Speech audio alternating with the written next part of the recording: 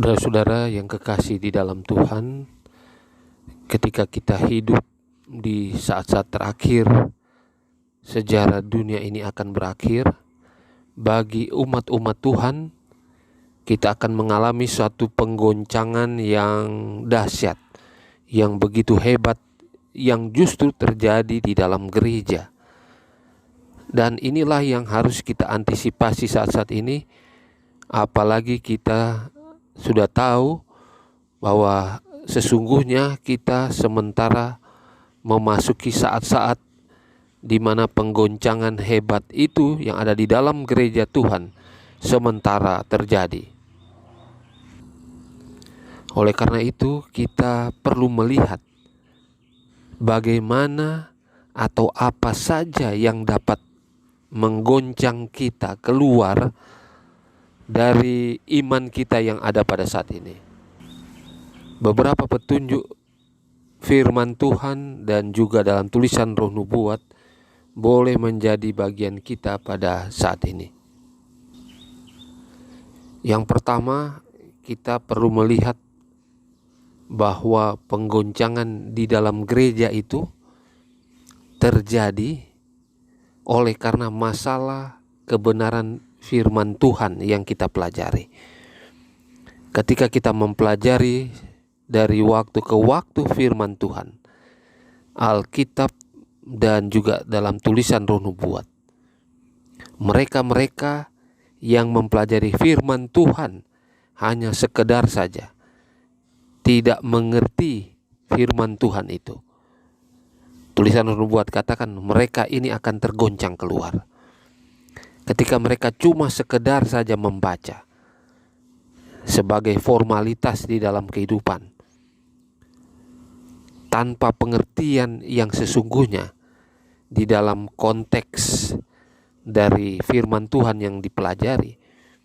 Sesungguhnya ketika cobaan itu datang di dalam kehidupan pada saat-saat sekarang ini yang berhubungan dengan ajaran-ajaran firman Tuhan yang disampaikan, maka penggoncangan itu akan terjadi lewat firman Tuhan yang datang di dalam kehidupannya.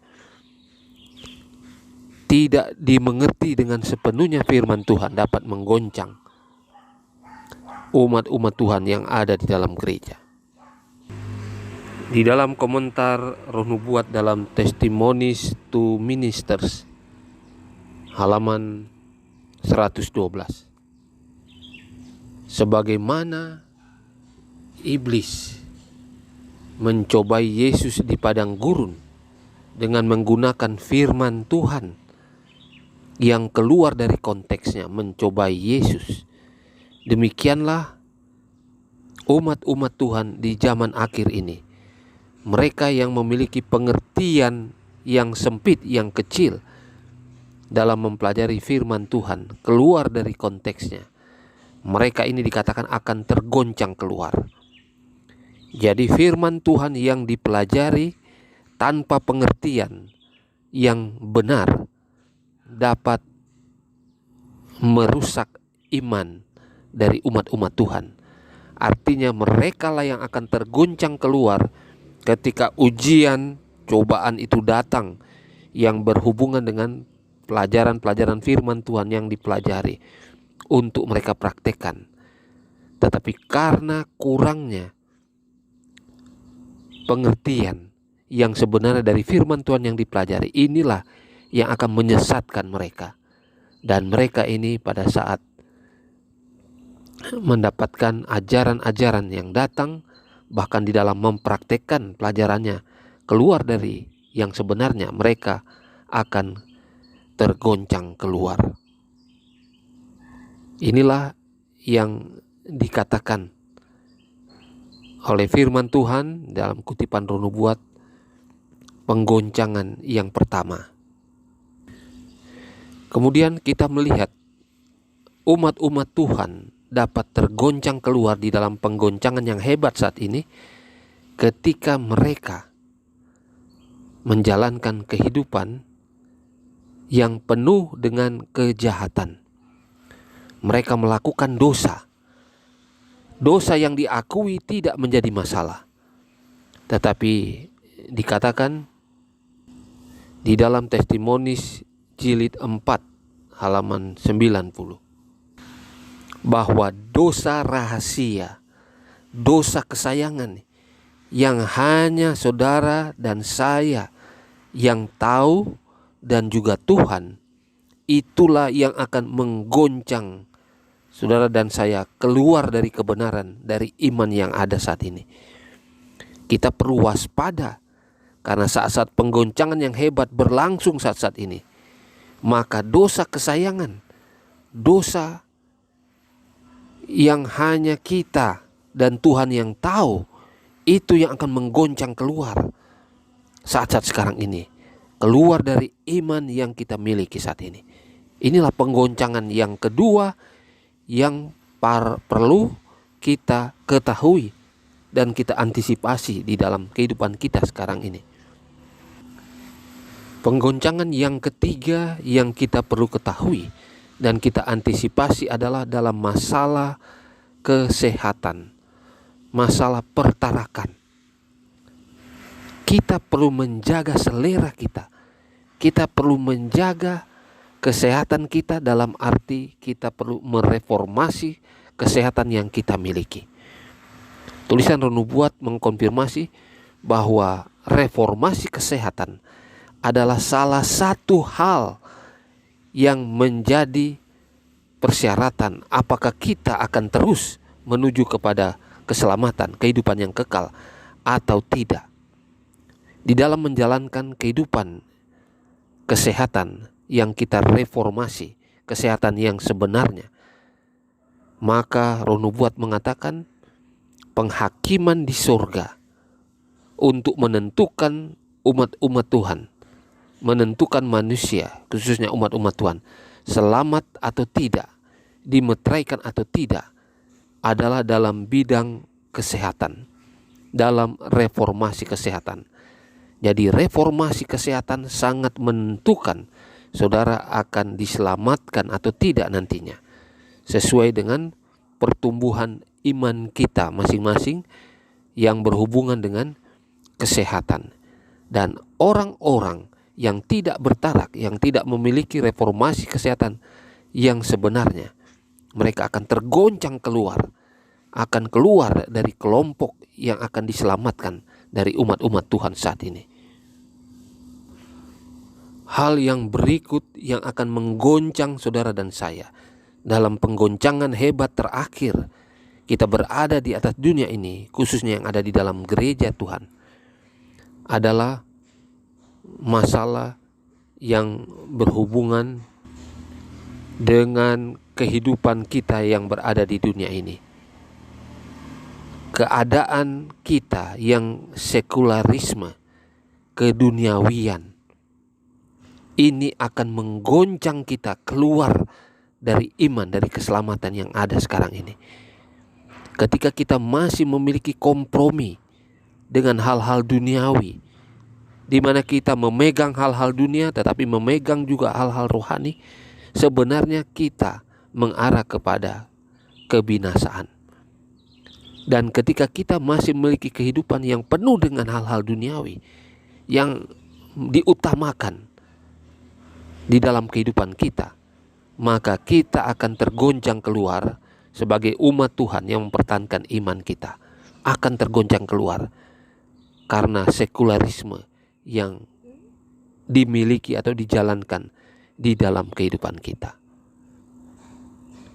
Yang berikutnya adalah kita akan tergoncang keluar kalau masih ada egoisme, masih ada sifat yang mementingkan diri dalam hal-hal yang negatif, bahkan dalam hal-hal yang berbau rohani sekalipun.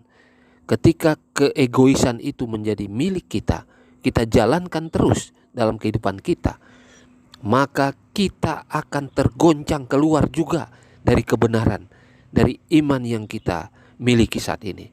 Inilah penggoncangan yang hebat, yang dari waktu ke waktu akan semakin hebat kualitas penggoncangan itu. Di dalam Selected Message jilid 2 halaman 134 Dikatakan Allah tidak pernah mengizinkan orang-orang yang memiliki sifat mementingkan diri untuk berada di dalam kerajaan surga. Jadi sifat mementingkan diri ini, egoisme, yang akan menggoncang setiap orang, setiap umat-umat Tuhan yang masih memiliki hal ini akan tergoncang keluar.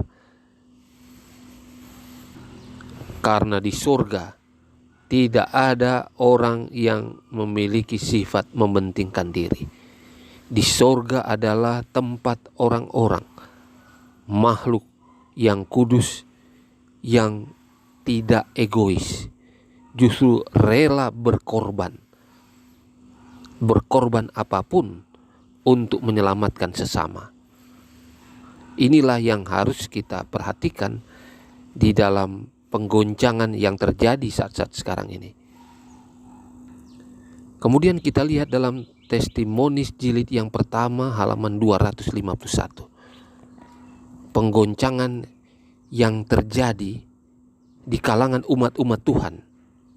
Mereka-mereka yang suka mencari-cari salah, menghakimi orang lain, mencari-cari salah. Mereka ini yang akan tergoncang keluar, karena mereka lebih cenderung untuk memiliki sifat karakter Tuhan. Karakter Tuhan adalah yang berhak untuk menghakimi, tetapi diambil alih dengan mencari-cari salah, maka siapapun itu akan tergoncang keluar. Dikatakan dalam kutipan ini lebih lanjut, mereka yang suka mencari-cari salah dan yang tidak menghormati para pekabar Tuhan, orang-orang yang menggadang firman Tuhan, yang menyampaikan firman Tuhan, ya, menganggap enteng dan tidak mau menghormati orang-orang yang Tuhan pakai dalam menyampaikan pekabaran. Orang-orang ini tidak akan ada dalam kerajaan surga. Mereka lah yang akan tergoncang keluar, karena sifat mereka yang mencari-cari salah bahkan kepada para pekabar Tuhan. Demikian yang dikatakan dalam tulisan Roh Nubuat. Jadi saudara-saudara, belajarlah untuk menghormati firman Tuhan yang disampaikan para pekabar Tuhan, dan tidak egois di dalam kehidupan, karena itu akan menggoncang kita keluar dari kebenaran. Berikutnya adalah di dalam Testimonis jilid 4 halaman 319. Mereka-mereka yang akan tergoncang keluar sebagai umat-umat Tuhan khususnya adalah mereka yang tidak pernah dan tidak mau mengambil bagian di dalam menyelamatkan sesama manusia. Mereka-mereka yang tidak menginjil, tidak pernah ambil bagian dalam penginjilan pribadi, mereka akan tergoncang keluar. Jadi saudara-saudara, pastikan bahwa kita akan sukacita mengambil bagian di dalam kegiatan penginjilan secara pribadi untuk menyelamatkan sesama sesuai dengan karunia, talenta yang Tuhan berikan bagi masing-masing kita. Jadi tidak ada alasan bagi setiap umat Tuhan ketika mereka tidak menginjil, tidak mengadakan kegiatan yang berhubungan dengan menyelamatkan sesama manusia. Jadi mereka-mereka yang tidak pernah ambil bagian di dalam penginjilan akan tergoncang keluar. Yang seharusnya setiap hari, setiap jam, setiap kita menghela nafas, kita perlu menjalankan roh pengorbanan di dalam menyelamatkan jiwa-jiwa dimanapun kita berada.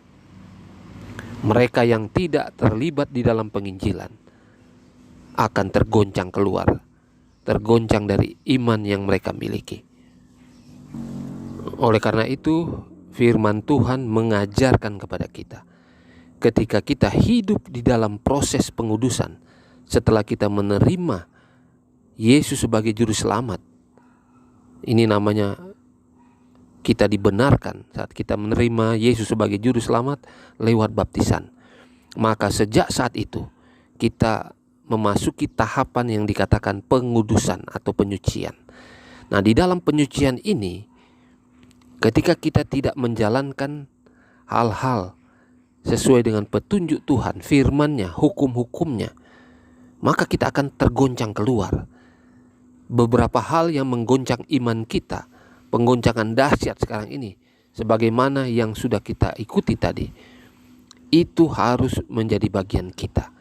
Di dalam proses penyucian, ketiga hal ini harus kita jalankan.